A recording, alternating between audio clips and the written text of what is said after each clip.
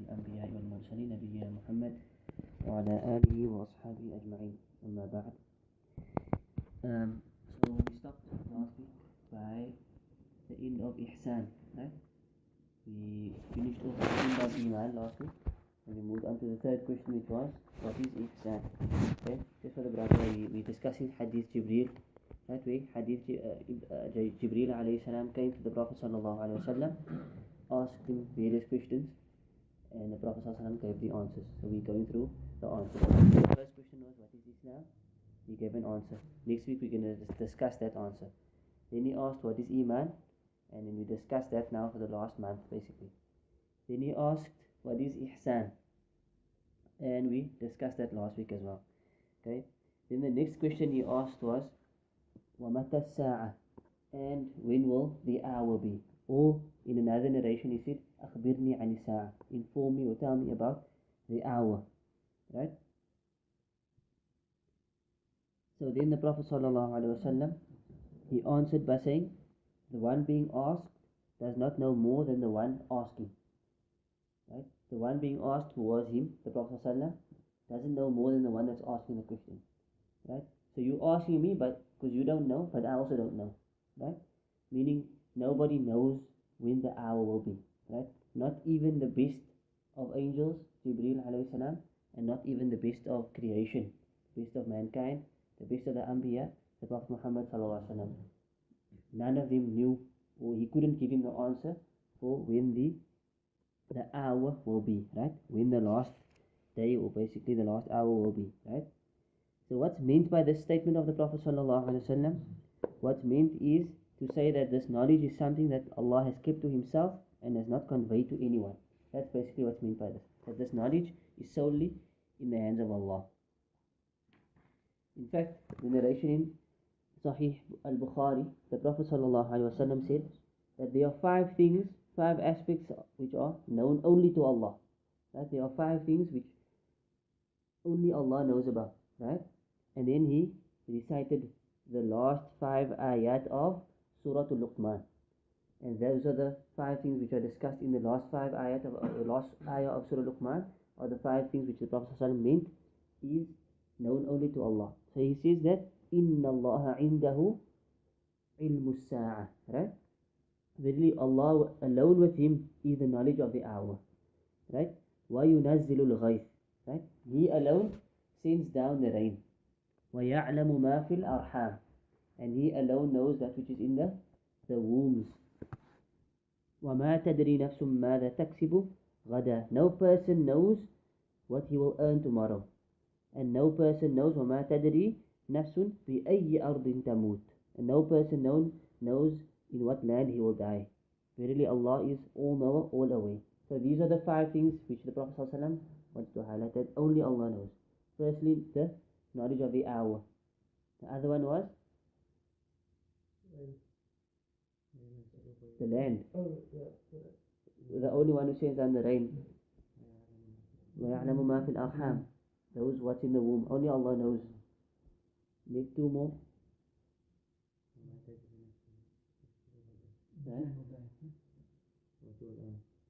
No, وَمَا تَدْرِي. No person knows. Nafs knows. Which no person knows. ماذا, that which, or what he will تكسب, what he will earn غدا, tomorrow. وَمَا تَدْرِي نَفْسٌ. No person knows بِأَيِّ أَرْضٍ, that in which area, which place that he will die. That these are 5 things which only Allah knows. No person, no prophet, no malaika, no one knows these things except Allah. Right? So the author says one should note how the Messenger of Allah sallallahu alaihi wasallam responded to the question. At that time, as shall be discussed below, the Messenger of Allah sallallahu alaihi wasallam was not aware that the question was Jibreel alayhi salam. Okay, so he didn't know who the man was. Okay, because he came as a man in front of the people. He didn't know who the man was. Nobody knew who the man was. So but look at the way he answered the question. However, his response was in a general form, and its meaning is, no one being questioned about this matter will have any more knowledge concerning it than anyone who may ask such question. That his answer wasn't for Jibreel, that the one asking does not know more than the one being asked. It wasn't for him. Rather, it was a general answer to say that no one can possibly know this. No questioner, no answer can know this answer. That is, no one of mankind will ever have knowledge of when the day of resurrection will occur. Hence, anyone who claims to have such an exact knowledge is either a blatant liar or a deluded fool. Right? So, according to Imam al-Qurtubi, right, the famous Mufassir, Imam al-Qurtubi, he says, the purpose of this question was to put an end to any further asking of when the day will occur. Right? Meaning, after this, no one should even think about asking this question, when is the day going to be? Right? So we find throughout the Quran, people used to ask, Mata Sa'a, there are various ayat where people used to ask, when is I am thinking of that ayat in the Surah Ahzab. Anyways, it will come to me later. Many people, as can be seen reference to in the Quran and Hadith, such as Surah Nazi'at, verse 42, and Surah A'raf 187, would ask the Messenger of Allah sallallahu alaihi wasallam about the day, when the day would occur. So the Quran is telling us, a Hadith are telling us that people used to ask him all the time, when is the last hour? When is, right? And we find it in a Hadith, right? But by this answer, the purpose of this answer was to put an end to this question now. Meaning, stop asking this question because I don't know, Jibreel doesn't know, no one knows the answer. It's only with Allah. Right? That's the main purpose behind this answer. So the author says, due to the nature of the Prophet's response in this question and the latter statement that the questioner was the angel Jibreel, it became understood that such knowledge would never become available to mankind. Right? The noblest of the human beings and the noblest of the angels have no knowledge whatsoever of when that day shall occur. Hence, there is no need to ever ask this question again. Right? The previous questions were posed, so we find that that's the purpose, right? To stop off the ever asking it again. Also, we find that the previous questions were asked with the purpose of nourishment. Right? What is ihsan? What is Islam? There was the purpose behind this was what? So that knowledge can be conveyed, right? But the purpose of this question was to put an end to the question ever being posed again, right? So that's another difference between this question and the previous questions. So why is it that the knowledge of the hour has not been given to mankind? What's the wisdom in this, right? So scholars have discussed and they said that Allah knows best, but there may be two important aspects related to this fact. Firstly, for the individual, and that is the more important matter is not the occurrence of the hour, but the occurrence of his own individual hour. So instead of worrying when is Qiyamah, you should be worrying when is your hour. When are you going to pass away? Because that's the more important aspect. That's the more important question that you should be asking. Instead of worrying about that day, you know you still have to die, right? So rather focus on your time, which you know will be coming soon. It can come anytime. Qiyamah, we know it's still some time away. Why? Because there are signs. So we know there are signs that must still happen. So we know that we still have some time. But your hour can come right now. Your hour can be tomorrow. Your hour can be tonight. Right? So that's what each person should be concerned over. You shouldn't be concerned over the hour, but rather, more importantly, you should be concerned of your hour. Right? And that's obviously when your deeds will come to an end and all of that. So obviously that's more important, right? So the second important aspect is how one spends one's life in preparation for the final hour. So instead of just thinking about when is it, you want to have this theoretical knowledge, instead of that, prepare for the hour, right? Prepare for the hour, so that you know you are not on the losing side on that day, right? So prepare for the hour. On one occasion, a Bedouin asked the Prophet ﷺ when the hour would come, and his response was, وَيْلَكَ وَمَا أَعْدَدْتَ لَهَا. Woe to you, what have you prepared for it? Right? This was his response to when will the hour come. MashaAllah.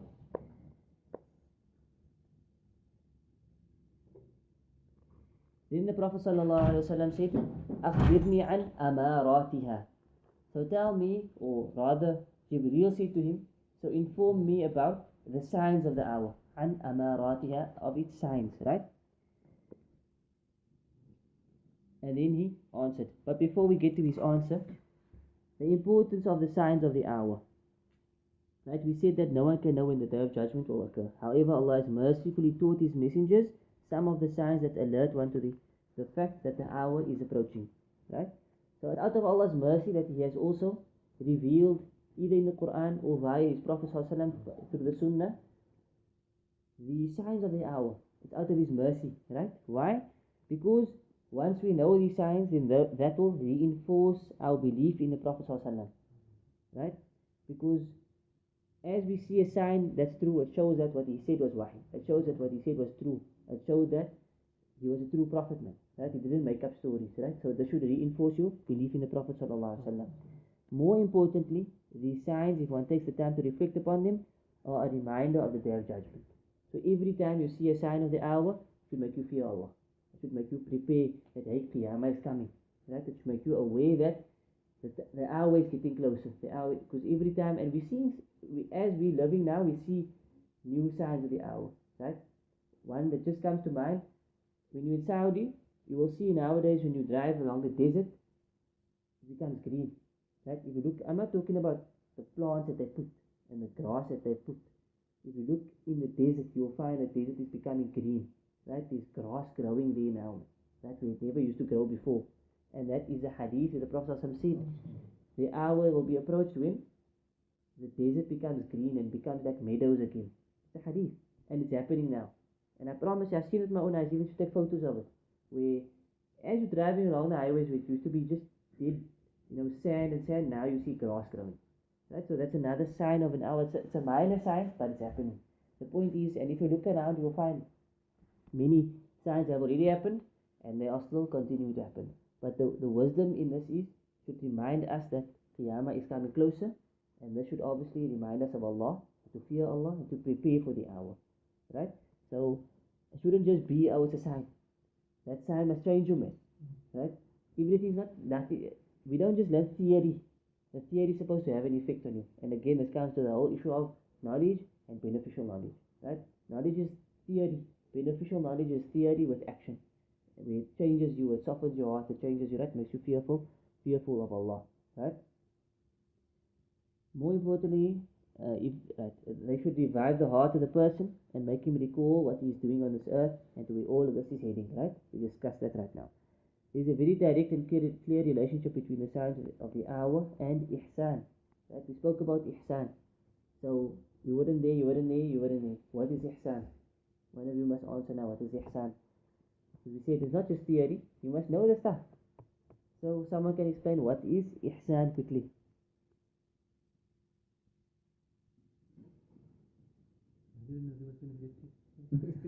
You wouldn't hear me, so you it's good for me. This is one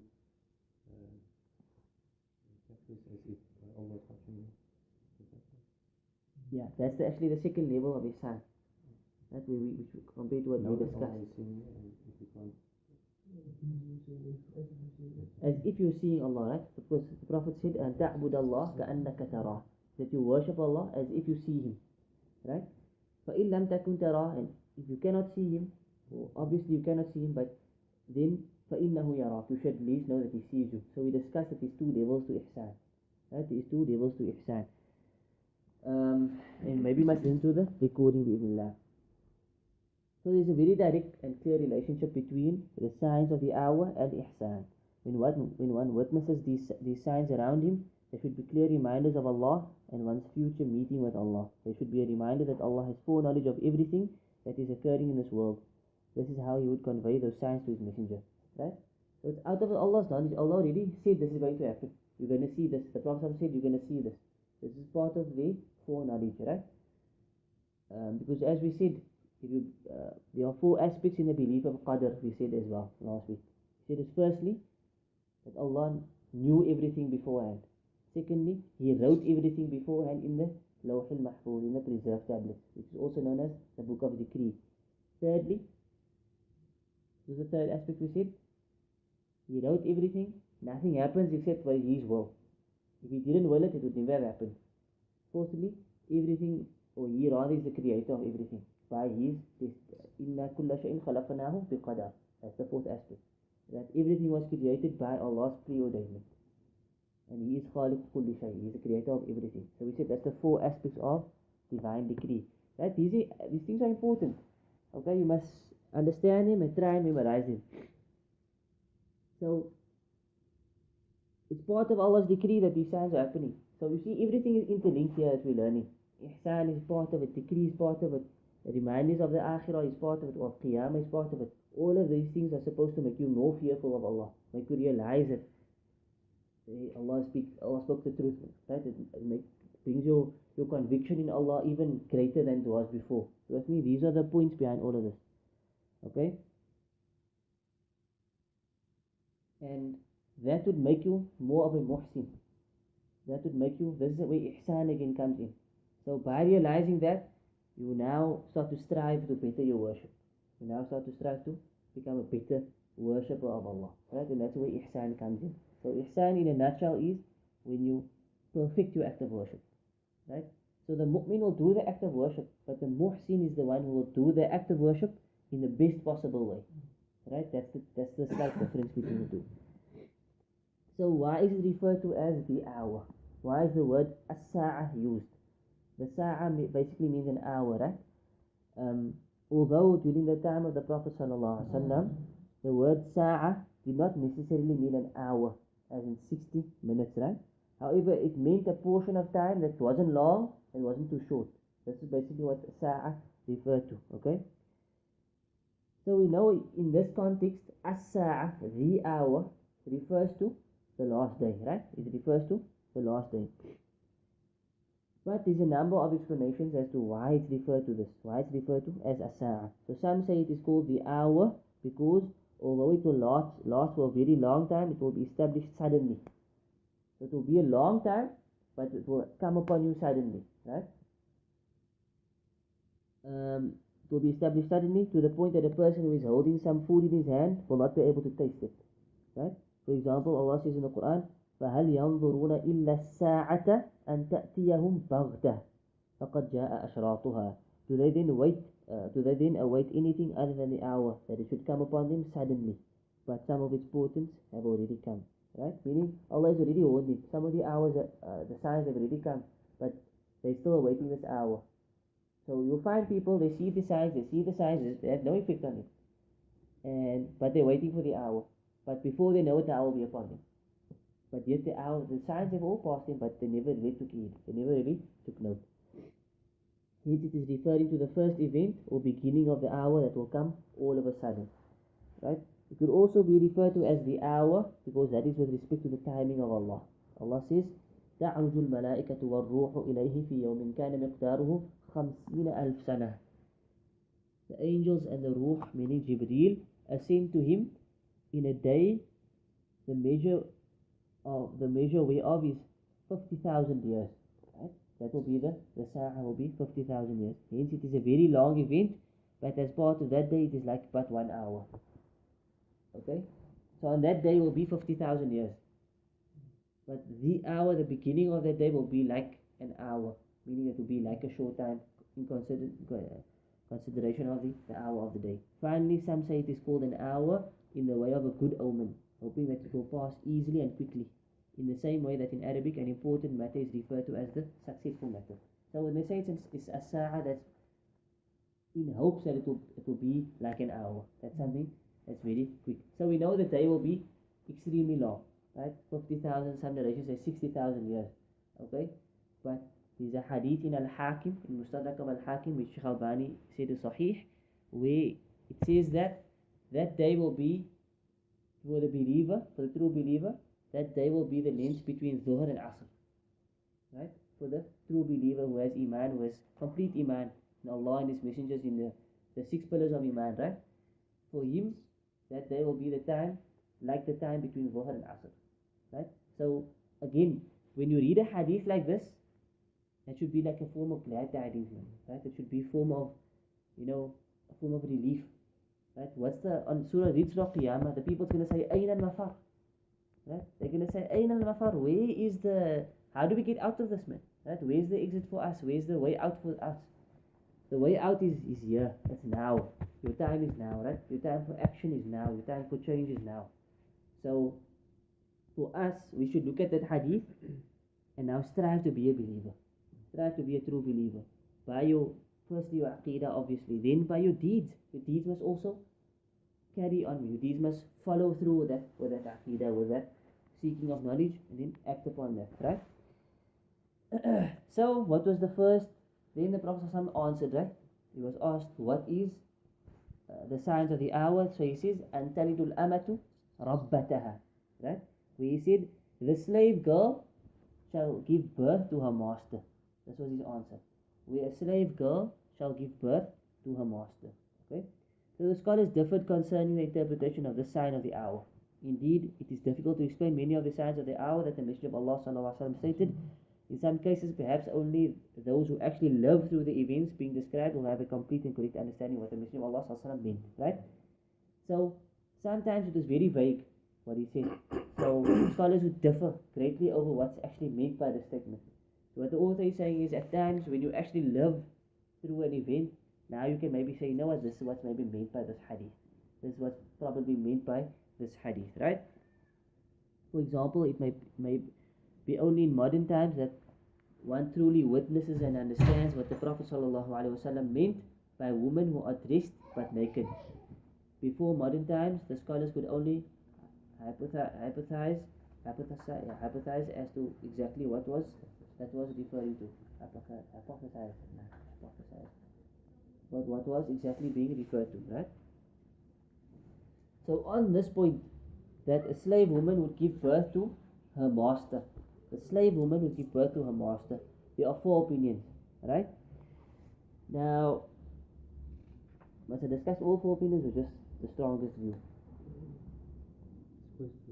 Huh? Don't have to go into detail. Okay. Al-Khattabi, he's of the opinion that what's meant by this is that Islam will spread, dominate the lands of the disbelievers, and take the inhabitants as slaves. Then a man will have a child through his slave girl, and that child shall be like her master because she is the daughter of a master. I repeat. A man will have a child through his slave. So, remember, in Islam, you can only have intercourse with who? With your wife and what your right hand possesses. That's in Surah 18th Juz, the beginning. قَدْ أَفْلَحَ الْمُؤْمِنُونَ, right? Surah Al-Mu'minun. If you read on the first page, right? Whatever your wives or what your right hand possesses, right? We don't have slaves in today's time, but in the past slavery used to exist, right? So if you had a slave girl, your right hand now possesses, that's what's meant by it, then you were allowed to sleep with her. You were allowed to have intercourse with her, right? So if you had a child through the slave girl, now you have a son, for example, he grows up, and then he buys the lady that, or he becomes the master of the lady that gave birth to him. Because he will now be, who's he? He's the master son. So he's the master son, he grows up, and then he owns his mother one day. Right? That's the one opinion. Understood? He now owns his mother. Right? That's one opinion. And then according to Imam An-Nawawi rahimahullah, he says that this is the opinion of the majority of scholars, according to Imam An-Nawawi. However, this interpretation is somewhat problematic. Then Imam Ibn al-Hajar, he says that such a thing, these scenarios existed in the time of the Prophet ﷺ already. This was possible that time already, man. Right? And the early years of Islam. The implication of the speech is such that an event will occur close to the day of Qiyamah. Meaning, right?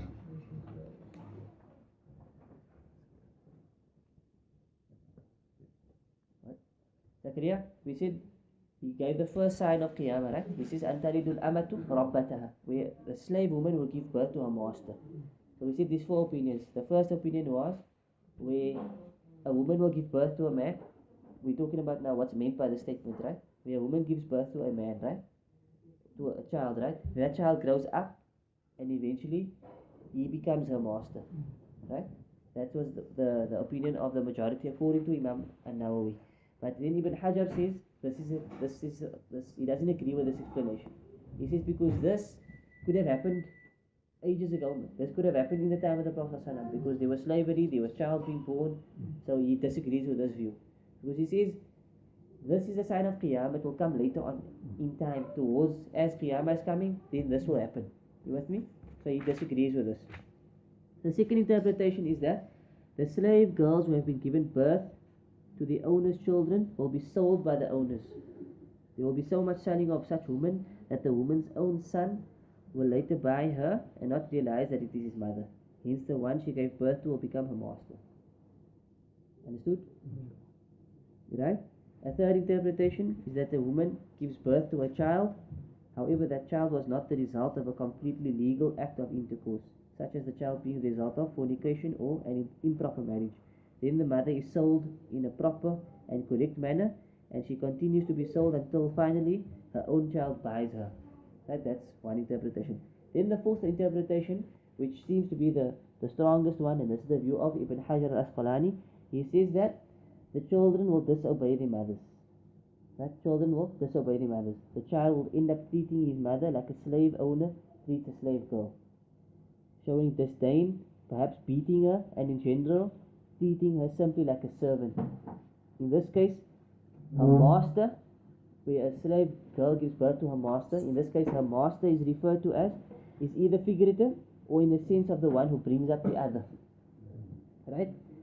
This is the view that Ibn Hajar prefers. He states that it is the most general. Furthermore, it is parallel to the next sign that the Prophet ﷺ stated. That is, it is further evidence that the society has changed so much that things are in essence upside down. This is a sign of the coming of the hour, as things are no longer in the way that they should be. Right?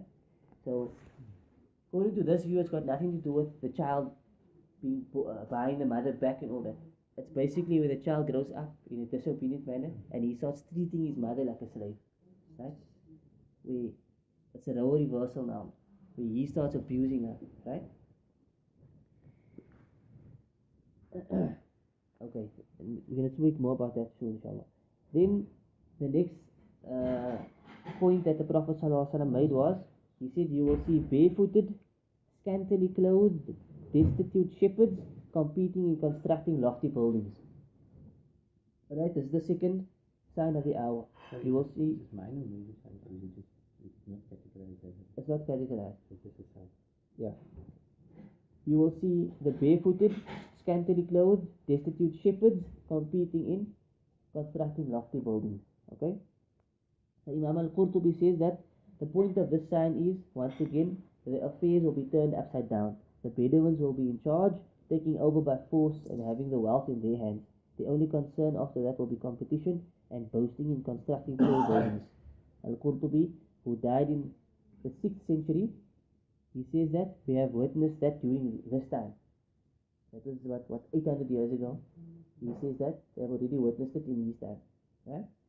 In general, it means that those not qualified to be in charge and to have the wealth in their hands will be running the affairs and will be in control of the wealth.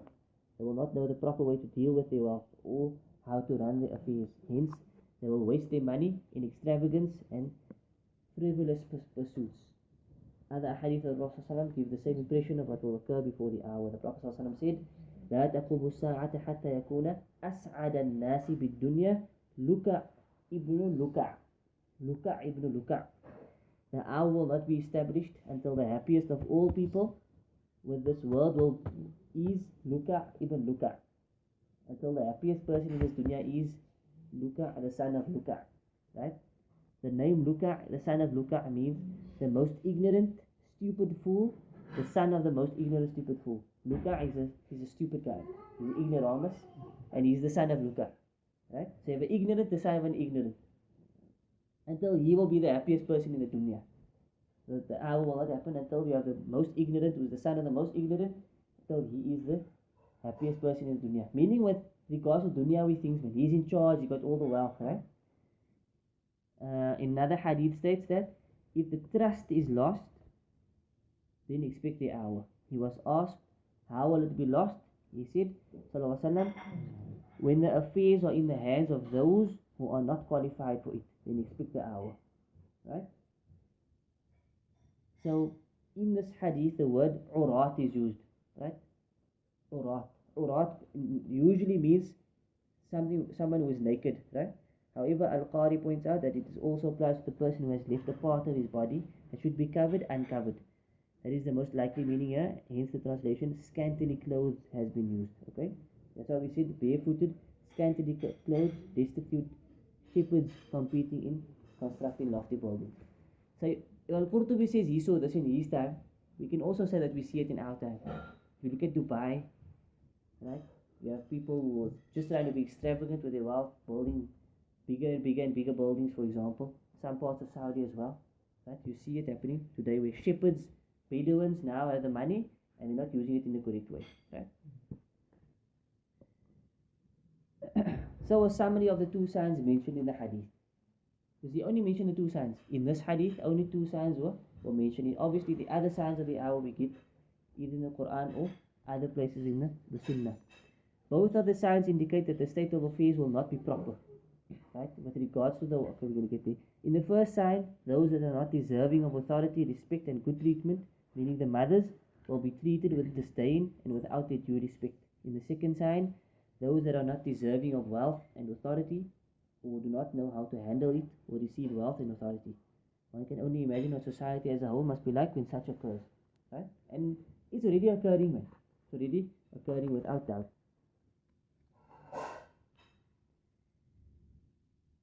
And the author here then points out what's happening in America. He says that perhaps in American society, and we can say it's definitely happening in our society as well, is very much approaching the first sign. Nowadays, children seem to have more rights than their parents. Right? If a parent somewhat mildly disciplines his or her child, he or she may be arrested and the child taken away. Exactly what happens here. Why is the school system so messed up? If they get fined hiding at school, teachers in trouble. Right? Same at home. On the other hand, young teens may even beat up their parents and hardly get more than a slap on the wrist from the authorities. So things are now flipped around, right?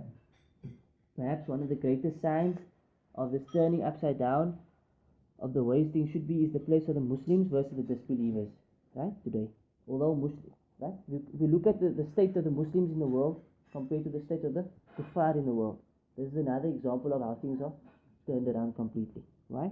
Muslims should be witnesses against mankind, leading mankind in demonstrating the truth of Islam. Today, that is not definitely the case. We're supposed to be forerunners in this world, man. But we now at the back. We're the backward people these days, man. If you look into the past, the Muslims were the forerunners, man. They found, they discovered things, they made things, they were scientists. Today, the kuffar has taken over. Right? We've fallen behind. Indeed, the case is almost completely the opposite. Muslims are under the control and influence of the disbelievers. This is definitely a case of the affairs being in the wrong hands and may be considered a sign that the hour is approaching. Right? They're controlling us. They're controlling even our own countries to a certain extent. So Imam al-Qari points out that the first sign concerning the slave girl giving birth to a master implies the presence of a great deal of injustice, evil and ignorance. These aspects even reach the higher classes of society, as they are the ones most likely to have slaves and so forth. The second sign implies extreme love for this world and a neglect of what this world leads to in the year after. The desire for this world is also exhibited among the lowest classes who can barely clothe themselves. Right? Then Ibn Rajab al-Hanbali has some nice kalam, but I'm going to cut short. He says that if the kings and rulers of the people of that nature, then all of the other affairs will also be turned upside down, right? The liar will be believed in, and the truthful one will not. Because everything's flipped nowadays, right? Say again? Let's go one back before the one that we said. On this page, the first one that we said. The kings and rulers. Yeah. Before that. No, that one is just there. If the kings and rulers are the people of that nature, meaning deceitful and they after the dunya and they were competing with constructing and extravagance and right. If they are of that nature, then all of the other affairs will also be turned upside down. The liar will be believed in, and the truthful one will not. The deceitful one will be trusted, and the trustworthy one will be deceived. The ignorant one will speak, while the scholar will remain silent. Alternatively, there will not be any scholars at all. Right? So these are signs of the hour. This is what Ibn Rajab said, and where did he live? Ibn Rajab lived 6th century again. Right? It's again 800 years ago he said these words. Towards that time you'll find the scholars will be quiet, the ignorant's going to speak. Or there will just be no scholars. Right? It's just ignorant people leading the way. Right? And this is authentically reported that the Prophet ﷺ says, one of the signs of the hour is that knowledge will be removed and ignorance will dominate. Sign of the hour. And again, we see this. Right? Knowledge will be removed and the ignorance will dominate. Hadith in Bukhari. Okay. Another hadith where he says that knowledge shall be taken away by taking away of the scholars. In another narration he says, إن الله لا يقبض هذا العلم انتزاعا من صدور الرجال. More explicit hadith, he says, verily Allah will not take this knowledge away by snatching it or taking it out of the chests of men. Meaning, you have knowledge tomorrow, it's not just going to disappear. Allah is not just going to take it away. That's not how He takes knowledge away. ولكن الله يقبض هذا العلم بقبض العلماء. بقبض العلماء. In another hadith, in another narration, بموت العلماء. But He removes His knowledge by the death of the scholars. So as the ulama pass away, the knowledge is going with him. True understanding of Islam is going away with him. Right?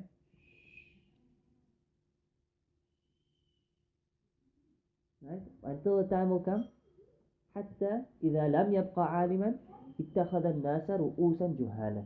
Until the time will come where no scholars remain. And then what's going to happen? The people will take اتخذ الناس رؤوسا جهالا. People will take leaders who are ignorant. Right? And what are they going to do? فَسُئِلُوا. They will be asked questions. People will ask them questions. فَأَفْتَوْا بِغَيْرِ عِلْمٍ. They will give fatwa. They will give religious verdicts بِغَيْرِ عِلْمٍ. With no knowledge or without knowledge. What's going to be the result? فَضَلُّوا وَأَضَلُّوا. Prophet said, they are ضل, meaning they are astray. وَأَضَلُّوا, and they lead everyone else astray as well. Hadith in Sahih Muslim. Okay? This is the sign of the hour. Allah is going to remove ulama. People are then going to elect who? Ignorant people who are not befitting to be leaders, who are not befitting to be scholars. They will ask them questions, they will answer without knowledge. And they will be leading everyone else astray and they themselves are astray. Right? Sign of the hour. So Imam al-Sha'bi says, the hour will not be established until knowledge becomes ignorance and ignorance becomes knowledge. The hour will not be established until knowledge becomes ignorance and ignorance becomes knowledge. This is all part of the turning upside down of the realities at the end of the time and the affairs being the opposite of what they should be. Right? Everything is going to become messed up basically. What the way it should be, it's not going to be like that anymore. So everything's going to flip around. Right? So that's... Is there any questions with regards to the Sa'ah issue? With regards to Antalidul Amatu Rabbataha, the slave girl giving birth to a master, no. Anyways, then the Prophet ﷺ says, Oh Umar, do you know who the questioner was? Right? Because in this narration, Umar narrates the hadith, right? And Umar, firstly, he went away and he came back some time later. Right? So it shows what? That no one knew who the questioner was. Also, we know Umar, he used to work and he used to have a slave who used to work. Right? So what would happen? They both wanted to be with the Prophet ﷺ, but they both needed to work. So they take chances. So one day was Umar's day, the next day was the slave's day. So when Umar would have one day with the Prophet, then he would go work. Then he would come back the following day and sit with the Prophet. The next day he had to work, right? They would alternate. So this happened, and then the next day he was away, and his slave would spend the day with the Prophet ﷺ. And then the next day he came, and then they asked him, you know who that questioner was? And then they told him it was Jibreel. So he only found out 3 days later basically, that it was Jibreel alayhi salam.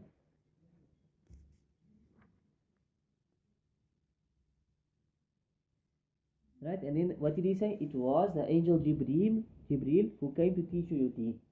He came to teach you your religion. That's what the Prophet told him. Okay? So what does Ibn Uthaymin say? He says that he came to teach the religion, although it was the Prophet ﷺ in reality who was teaching the religion. Right? Because in reality he was giving the answers. It was the Prophet's answers. He was just questioning. But yet the word says what? He came to teach you your deen. Okay? So Ibn Uthaymin says, this is because he was the one who asked and the teaching was due to him. It was because of him that the teaching happened. One can conclude from this that the one who is the cause of something is similar to the one who does the direct act. Right? If you are the cause of goodness, of someone's any goodness, you get the same reward. You are as if you done it, the act yourself. Right? Hadith Ad-dal ala al-khair kafa'ilihi. The one who guides towards goodness, he's like the one who done the act himself. Okay? So, if you were the cause for this class happening now, you get the reward of everyone being here. Every single individual person. right? If you are the cause for someone to give charity, then you get the reward of his charity as well, right? This is how the things work in Sharia. This is how generous Allah is, okay? And we can derive it from this hadith as well. Another benefit is if a person asks a question to which he knows the answer, and he only asks so that the people would know the answer to that question, he has become a teacher, right? So let's say you're sitting in a class, you know the answer already, but you want other people to benefit, right? So you can ask a question as if you don't know, but the whole point is so that everyone else can benefit from your question. In that case, you are like a teacher as well, even though you asking the question. This is exactly what Jibreel alayhi salam did, right? So Jibreel came to teach the Prophet ﷺ and his companions the deen. The deen or way of life is actually the religion of Allah. Therefore, for one's deen to be correct, it must be built upon what Allah has revealed through revelation by sending the angel or from the words of his messenger sallallahu alaihi wasallam. If any Muslim wants to know his deen, he must turn to these sources, and he must not turn to any other non-Islamic sources to get guidance and understanding the religion of Allah. Right? Allah says in the Quran, اتبع ما أوحي إليك من ربك لا إله إلا هو وأعرض عن المشركين. Follow what has been revealed to you from your Lord. There is none worthy of worship but Him, and turn away from the polytheists. One is supposed to turn away from them and have nothing to do with them. Also, one would not go to them for guidance and inspiration. The disbelievers in general, those who turn away from what Allah has revealed, only have some small knowledge of the apparent aspects of this world, but they have actually, right? So the point here is, this is Allah's deen. If you want to know Allah's deen, you must go to Allah's words, right? And whatever Allah has instructed you with, right? So where do we get the second source of law from? Because we know we have two sources of law, the Quran and the Sunnah. So it's Allah's deen. The deen doesn't belong to anyone else but Him. He's the legislator, He is the lawgiver. Right? So we know that common sense tells you if you want to know His deen, you must go to His words. Right? But in His words, He also commands us to follow the Sunnah. Throughout the Quran, you find commands to follow the Sunnah. In fact, He says, فَلَا وَرَبِّكَ لَا يُؤْمِنُونَ حَتَّى يُحَكِّمُوكَ فِي مَا شَجَرَ بَيْنَهُمْ. Right? By your Lord, فَلَا وَرَبِّكَ لَا يُؤْمِنُونَ. They do not believe, they do not truly believe, حَتَّى يُحَكِّمُوكَ, until they make you, Muhammad sallallahu a judge between them in the matters which they dispute over. So Allah is saying that you cannot have Iman until you make the Prophet your judgment. You take his rulings, man. Right? You cannot have true Iman. Right? More explicit verse, وَمَا آتَاكُمُ الرَّسُولُ فَخُذُوهُ وَمَا نَهَاكُمْ عَنْهُ فَانْتَهُوا. Whatever the messenger has brought to you, take hold of it. Whatever he has forbidden you from, stay away from it. Those are two commands from Allah. فَخُذُوهُ and فَانْتَهُوا is a command. So it's a command to follow him, and it's a command to stay away from what he has prohibited you from. Just two ayat, and there are many other ayat, but this is why we say follow the Quran and the Sunnah in a nutshell, right? So it's Allah's deen. You take Allah's deen and the understanding of Allah's deen from the Quran, from the Sunnah, right? Not from anywhere else, not from philosophy, not from, any other sheikh or any other. It must come from there. It doesn't mean you don't ask a sheikh. You ask a sheikh, you ask him for his dalil. You ask him something, he tells you something, you say, Sheikh, with all due respect, what's your proof? There's nothing wrong with that. There's nothing rude in that. It's upon him. The onus of proof is upon him. So he must say, you do this because Allah said so. Or the Prophet said this. Right? That in that way you are still following the Quran and the Sunnah. Understand? In another ayah Allah says, therefore stay away, O Muhammad, from him who turns away from our reminder, meaning this Quran, and desires nothing but the life of this world. Right? Now this ayah can be understood in two ways. Right? Yes, it refers to the kuffar. It can also be referring to Muslims who turn away from the reminder. Right? Those who turn away from the Quran, those who turn away from your reminders, you should also stay away from them. Right? ذَلِكَ مَبْلَغُهُمْ مِنَ الْعِلْمِ. Right? That is what they could reach of knowledge, meaning the knowledge was for the dunya. Right? It was not for the akhirah. Then regarding the deen, the Prophet ﷺ described what the angel taught as being the religion or the deen. In Arabic, deen is a word that means any creed that is followed, any way of life that is implemented openly and inwardly, or any ideology that one follows. So the deen of any person is in reality the way of life or ideology which he submits and by which he lives his life into, okay? So deen or religion, when looked at more closely in the light of this hadith, comprises the states of Islam, Iman and Ihsan. Right? That's your deen basically. Your Islam, your Iman and your Ihsan. For a person to try to complete his religion, he must try to complete all three aspects. Okay? Yeah, and that brings us to the end of the hadith. So you have to complete all three aspects. But it's still 15 minutes, right, for the hour. Yeah, we were speaking about Quran and Sunnah. People will say, I follow the Quran and Sunnah as well. Because we will always talk about Masab and Akhbar. And it comes down to interpretation first. Okay? But you can elaborate on it. What's the question? Usually, all the sects say you follow the Quran. True. So what's the saved sect then? What's that? The saved sect. Safe sect. Saved sect. Oh, Ahl Sunnah. Ahlul Sunnah, right? But what's the characteristics? So if we're trying to get down to the nitty gritty, then you have to look into the Quran and Sunnah for the answer. Because the Quran, the answer must be there, right? So in the hadith of the Prophet ﷺ, he says, ستفترق هذه الأمة على 73 فرقة. That this ummah of mine was split into 73 sects. كلها في النار إلا واحدة. All of them are in the fire except one. So they asked him, and so who is the sect? Which one is going to be saved? So he said, Al-Jama'ah, right? The Jama'ah. In another narration he said, that which I and my companions are upon today. Jama'ah means majority.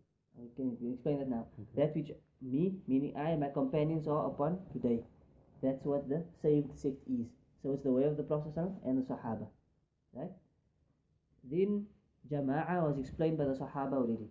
Ibn Mas'ud, Abdullah ibn Mas'ud, who was one of the main scholars of the Sahaba, he said that the Jama'ah is those who are on haqq. Those who basically follow the Quran and Sunnah, who are on the truth, even if they are the minority. The same thing was said by Ishaq ibn Rahawayh, who was the teacher of Bukhari. He said the same thing. Jama'ah is those who are on the haqq, and it doesn't refer to the majority. It refers to, even if it's one person. Right? And on that issue, I mean, if we do, you see, we don't actually pay attention to number. The number doesn't mean you're on haqq. Because if you were living in Iran, then the majority is the Shias. You with me? If you're living in Saudi, then the majority is something else. You with me? Also, if you look at, that's now if you're looking at places. If you look through the times, then in Imam Ahmad ibn Hanbal's time, the majority was Mu'tazila. Because he was man alone against him. He was in jail. Imam Ahmad was in jail. They were busy flogging him there in jail because he was standing alone against all the people, against the governments, against everyone. So we don't look at majority in terms of the haqq. Haqq is what Allah and the Rasul said, sallallahu alaihi wasallam. Right? So that hadith tells us that which the companions and I am upon today. So that already tells us we need to follow the way of the Sahaba. You with me? We need to be on the way of the Sahaba. Allah says in the Quran, وَمَن يُشَاقِقِ الرَّسُولِ مِن بَعْدِ مَا تَبَيَّنَ لَهُ الْهُدَى. Whosoever opposes and goes against the messenger, after guidance has become clear to him, نُوَلِّهِ مَا تَوَلَّى وَنُصْلِهِ جَهَنَّمَ وَسَاءَتْ مَصِيرًا. Basically, he'll be thrown into Jahannam. Because he went, وَيَتَّبِعْ غَيْرَ سَبِيلِ الْمُؤْمِنِينَ نُوَلِّهِ مَا تَوَلَّى وَنُصْلِهِ جَهَنَّمَ. So those who oppose the messenger and they follow a path other than the path of the believers. The believers. Who are they? They're the Sahaba. So again we have this issue from the Quran and the Sunnah that you must follow obviously the Sunnah and the Sahaba. Right? Okay. And there's other adillah as well to show us that we must follow the Sahaba as well. So now we've started to understand what is Ahlul Sunnah. Ahlul Sunnah is those who understand the Quran and Sunnah the way that the Sahaba understood it. Because like you said, everybody follows the Quran. The Shias also follow the Quran and Sunnah. But they have their own Sunnah. You with me? Everybody follows the Quran and Sunnah, you're right. That is why, and I told you people to listen to the talk by Shaykh Albani. I don't know if anyone did. Did you? I said, go on YouTube, watch the video. This is our call. This is our call. Check it on YouTube. right? It's about 15 minutes, but the whole thing is translated. It's a talk that he gave. In there, he explains it perfectly, man. He says that everybody calls the Quran and Sunnah. So what differentiates you, Ahlul Sunnah, according to the rest? What differentiates you is you understand the Quran and Sunnah in light of the way that the Sahaba understood it. That's what makes you different. Is it according to methodology also? Methodology? Methodology manage. Yeah, but again, that comes from the Sahaba. Yeah, because to All of, distinguish I mean, the person Quran and Sunnah, they distinguish between the methodology also. 100%. But I mean, all of the, I'm talking about the sources of law. Where do we take our deen from? Because if you compare yourself to someone who's worshipping graves, what does he say? Does he follow Quran and Sunnah? He does. He also follow Quran and Sunnah. So how do you come on two different deens? Because his interpretation of the Quran and Sunnah is a problem. Your interpretation would be, what did Allah say? What did the Prophet say? Okay, how did the Sahaba understand this ayah? How do they understand this issue? You with me? Let's take I'll give you a simple example. The issue of bid'ah. Right? The issue of bid'ah. So you have one side will say there's no such thing as, all bid'ah is bad. Okay, the other side will say there is 7 types of bid'ah. Right? That guy will say there's 7 types of bid'ah. Okay.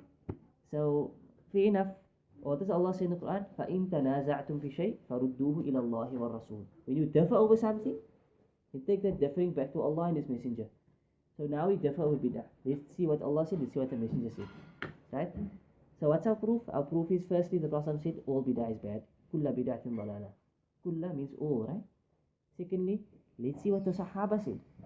Did any of the Sahaba say it's good bid'ah? No. Abdullah ibn Umar, the son of Umar, he said, Kulla bid'atin dalala wa in ra'aha an-nasu hasana.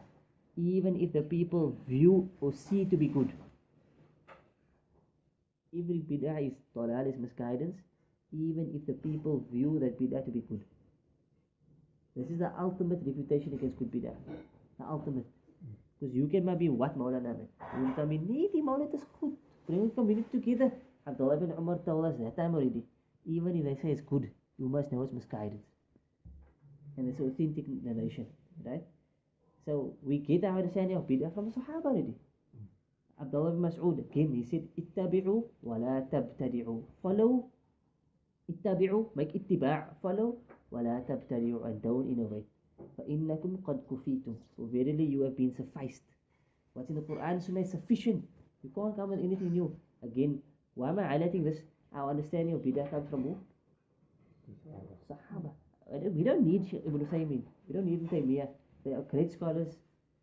But the haqq came before them already. They just followed the haqq. This is why we follow them. Because they followed the legacy of haqq. Quran, Sunnah, Sahaba, Tabi'in, Atba'u Tabi'in.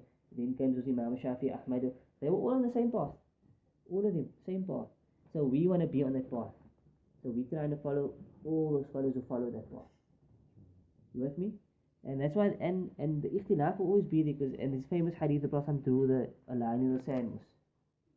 He said, this is my path. And then he drew other lines. And he said, these are the paths of misguidance. At the head of each path is a caller to this. Is a devil that's calling to this. So there will always be ikhtilaf, there will always be interpretation at the end. How do we find the answer? Go back to the classical works. Let's see what the Sahaba, see what the Tabi'in said, let's see what the Atba'u Tabi'in said. The same thing, the issue is, where is Allah? Where is Allah? Now people say Allah is everywhere, people say is this, is that, is it. Let's see what the Sahaba said. Clear, it's clear. There was consensus, man. Allah is above his throne. Consensus on the issue in the first 300 years of Islam. Allah is above his throne. Yeah, consensus. We can show you the narrations. Imam Shafi said it. Imam Ahmad said it. Abu Hanifa said, whoever says that he's not above his throne is a kafir. I read it myself. I can show it to you.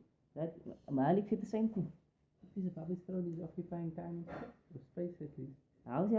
No, you see now. Okay, First of all, no, I can explain to you. Let me explain to you. That understanding. First of all, that is philosophy. Right? That comes from philosophy. And we don't discuss Allah with regards to philosophy. We discuss Allah the way Allah discussed Himself. We describe Allah with the way He described Himself and the way the Prophet ﷺ described Him. That's how we describe Allah. Because that's ultimate respect. I'm not going to apply my mind to Allah. My mind is limited to this. Allah is, right? So what do we know? Allah created the heavens and the earth. Right? ثم استوى على عرش. That's what he says in the Quran. Then he rose up above his throne. So you have the dunya, you have the seventh heavens, then you have the low 3D, that's the end of creation. Then you have Allah. So we say Allah's above, but is he in time and space? No, he's not. Why? He's above his creation. So he created all of these things and he's above, free from his creation. As for that, it must be space, it must be. That's not the way of Ahlul Sunnah wal Jama'ah. The scholars never discussed that because you are now going into things which Allah never spoke about, the Prophet never spoke about. That was never discussed in it. That's what philosophy does. But obviously not. That's what we must discuss this issue of Imam Malik, right? When we did, isn't time and space is a creation of Allah as it's a well? creation of Allah. So it must Allah created time, He created space. Maybe So it's Allah actually is just above. outside time. Allah is above. Exactly. He's free of His creation. Whatever is below His creation. Jannah is all creation. Whatever is above that, above His throne, is free from creation. That's not part of His creation. You with me? And your mind cannot understand that and that. That's why you're not supposed to even go there. Now, I don't know if you were here when we discussed Imam Malik's statement, right? When we did Asma'i wa Sifat, the names and attributes of Allah, we said that Imam Malik rahimahullah famously narrates that he says a man came to him and asked, how does Allah go up? Allah goes up. Because the ayah says to mastawa ala arsh. Then he rose up above his throne. He went up above his throne, right? So a man came and asked, how did he go up? Because how can Allah come up and down? That's most what the Ash'aris and those say, right? So what Imam Malik answer, he says, al-istiwa ma'loom. The fact that he did istiwa, that he went up, is ma'loom. It's known. Right? It's known. Wal-imanu bihi wajib. To believe he did istiwa is wajib. But why is it wajib? Because Allah said so. You must believe in it. Wal-kayfiyyatu majhul. The kayfiyya, the how Allah went up, is unknown. It's majhul. It's completely. Why? Because he didn't tell us. So we don't know. وَالسُّؤَالُ عَنْهُ بِدْعَةٌ. Imam Malik said, and to ask how he did it, it's a bid'ah. And then he told the man, and I see you to be a heretic. I see you to be a person of bid'ah. Because you came and you asked me that. This is Imam Malik of the Madhab. Imam Malik rahimahullah. Not the madhab. Nothing to do with madhab. Yeah, This is the aqidah of Imam Malik. This was how he understood where Allah is, how he understood Allah's names and attributes. So what I also explained is, what the scholars have said is, take that saying of Malik, the 4 points he mentioned, right? And put any attribute in there. Take any attribute that Allah gives Himself, and put it in there. Right? Allah has a face, right? The fact that He has a face is ma'loom. It's known. Wal imanu bihi wajib. Because He said He has a face, you must believe in it. Wal kayfiyatu majhul. How does His face look? Wallahu a'lam. Only Allah knows. No one knows. He didn't give us details. He just says that He has a face. وَالْكَيْفِيَّةُ مَجْهُولٌ وَالسُّؤَالُ عَنْهُ بِدْعَةٌ. To ask how can He have a face and how does it look in it, that's a bid'ah in itself. That's the belief of Imam Malik with regards to Allah's names and attributes. As the time and space thing, we believe He's above that. He's free from that. He's above His creation. Everything that's here is time and space, but there, that's Allah. That's His. We can't. With me, He's above His creation. The time? Is the hour already?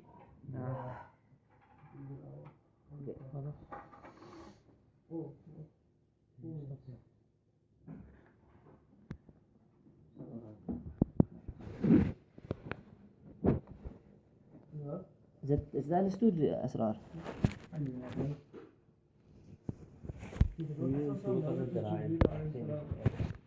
Not at the time of questioning. But when he was asked the questions, no one knew it was Jibreel. That's why in the narration state, I actually skipped a part because I thought I'll just explain that he knew, but instead of reading all the narrations. Okay. Did any of the signs of the hour happen during the time of the Prophet? The first one was his death, sallallahu alaihi wasallam. The first sign of the hour was the passing away of the Prophet sallallahu. That was already a sign of Qiyamah coming. Because the last Prophet has passed away, no other Prophet is going to come, that's a sign of the hour. And the reason I'm asking was because the slave girl thing. I mean, if that was a sign, it could have happened during his time. That's why Ibn Hajar says that he disagrees with that interpretation. Because this could have happened in the life of the Prophet already, where a slave would give birth to a child, the child will eventually buy her back. It could have happened that time already. So, But that's why I asked if a sign had happened during his time, then it's possible. that Yeah. interpretation could also be possible. A question, I think the assumption is, like your assumption, that the sign is Qiyamah is a bad thing. But it's also I actually wanted to talk about that now, but then I didn't. Basically, not every sign is a bad thing. Doesn't mean it's a sign, it's a catastrophe. But it still must be a reminder for you. So, for example, if you see an Arab building, a tall building, are you going to say, yeah, I see these Arabs, they know it's the sign of the hour, how can they build a tall building? It doesn't mean to build a building is haram. They can build tall buildings, it's just a sign that things are changing, man, and Qiyamah is coming. the same like the grass is green in this. Yeah, it's not necessarily Because it's a bad thing, but it's still a sign, man, that it's just there to remind you that, hey, it's a sign of the hour, you need to be prepared. But it doesn't necessarily mean a sign is a bad thing. Understand? And so even now is a man will be looking after like a lot of women. 50 women. 50 women. Yeah. A man look after 50 women. That's not a bad thing, necessarily speaking. It's not forbidden, it's not haram. But he will have to, because that's how times will be, man. Where the women will outnumber men. So it will be too much women for one man, basically. That's why you must have 4 wives. Otherwise the woman can't get married. So what's the strongest view on that? What? More wives or one? No, that's obviously no. That's permissible. So if you can, then you should. If you can't, then you can't. Because not every man is capable, physically and also mentally, and also with his wealth. You must have enough. You must be able to nafaqah and all that. How do we determine who scholars in today's time according to Quran and Sunnah? According to Quran and Sunnah, you can't. The Quran doesn't give you a outline. This is what a scholar is. So again, now you have to look at what is the way of the Salaf, what did they and see who's promoting that. And also, how do you know who's a scholar, man? You have to look at what legacy of scholarship does he have. You know, for example, man, if you look at the Sufis, those are derived. This is maybe like in their way, maybe. Yeah, to me, if I look at that, then I say they got no scholars.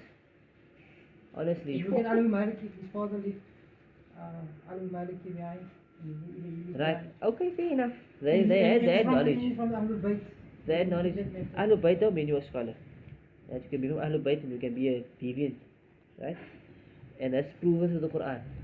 That if you, Nabi Nuh's own son, direct son, first prophet of Allah, first messenger of Allah, Nabi Nuh, his son died a kafir. Right? The Prophet ﷺ also, his own uncle, in his lifetime, they couldn't convert him. Right? And then obviously the Prophet's parents. This is a matter of ikhtilaf, which it's not nice to discuss it. Scholars don't recommend you to discuss it. But in such an instance, for scholarly purposes, you can mention it. What did they die upon, man? You understand? In the hadith in Sahih Muslim, a man came to the Prophet ﷺ, he said to him, can I make dua for my mother? She passed away. But she died as a mushrika, right? The Prophet said, you can't make dua for her. If you can't make dua for the kuffar after they died, right? So the man became despondent. He was can't make dua for his mother. And as he walked away, the Prophet pulled him back and said, and neither can I. And neither can I. What does that mean? That means most scholars say that means that they died not on the haqq, not on the tawheed, right? And that's why he told the man, neither can I. That's the explicit hadith. But like I said, there are other scholars that differed, like the great Mufassir Sheikh Muhammad Amin Shinqiti. He still was of the view that that's not true. But anyways, point is, Ahlul Bayt don't mean that you're on haqq. No ways, right? Secondly, like I said, man, if you can look at legacy of scholarship, then they can't compete. Can't compete with the Salafi ulama, to be frank. Like, I mean, now if you were on my Facebook recently, you'll see that they debate about Sheikh Albani.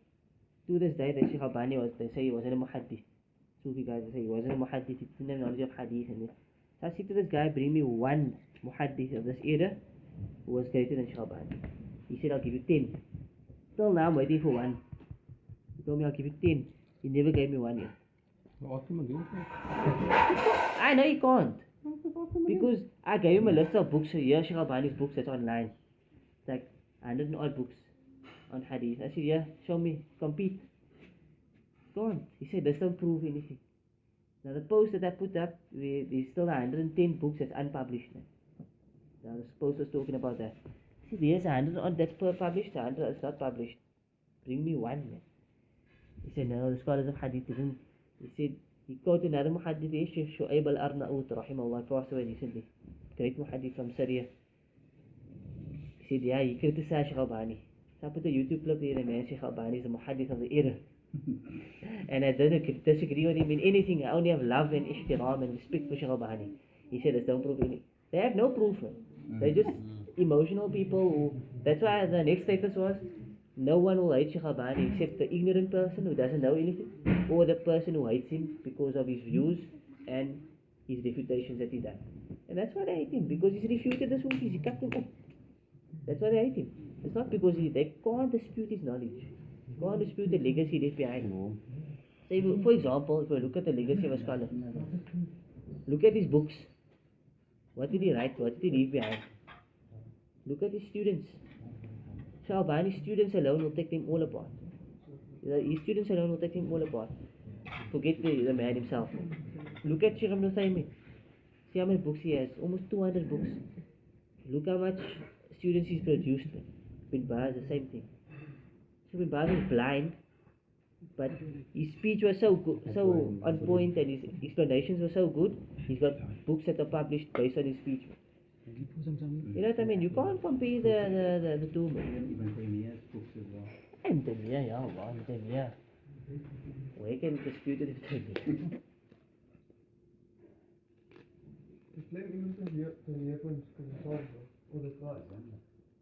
Yeah. In fact, what they did eventually was, they say, now he died a Sufi. The Sufi got touched. And Ibn al-Qayyim the same thing. But just accept the word Sufi. They got touched. They said the answer was no, they were actually Sufis. Because they couldn't dispute them anymore, so they said, no, they actually died. They later on became.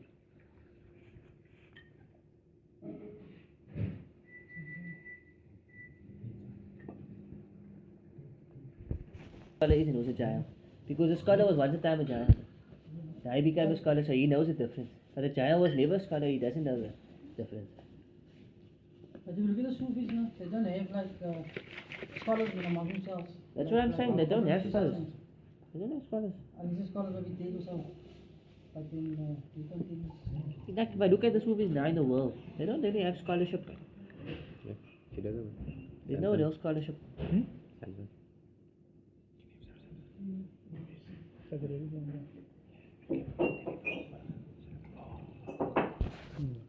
at that Habib Umar and them. They just But chunked all day. what's the purpose of Habib Umar? It goes around the world. Because you look at, I took a couple of scriptures.